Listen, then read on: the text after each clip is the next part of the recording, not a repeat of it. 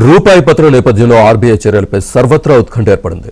3 రోజుల ఆర్బీఐ ద్రవ్య పరపతి విధాన సమీక్ష నిన్న ప్రారంభమైంది.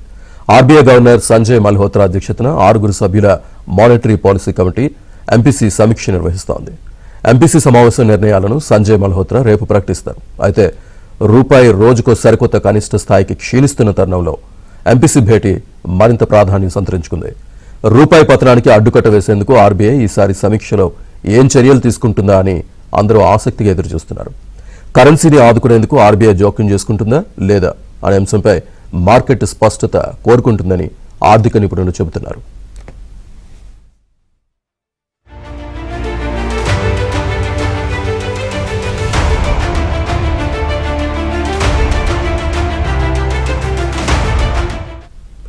ఈ మధ్యకాలంలో రూపాయి వరుసగా క్షీణిస్తూ రావడానికి ఫోరెక్స్ కార్యకలాపాల్లో ఆర్బీఐ పెద్దగా జోక్యం చేసుకోకపోవడం కూడా ఒక కారణమని ఎల్కేపీ సెక్యూరిటీస్ కమోడిటీస్ కరెన్సీ విభాగం వైస్ ప్రెసిడెంట్ జతిన్ త్రివేది అన్నారు.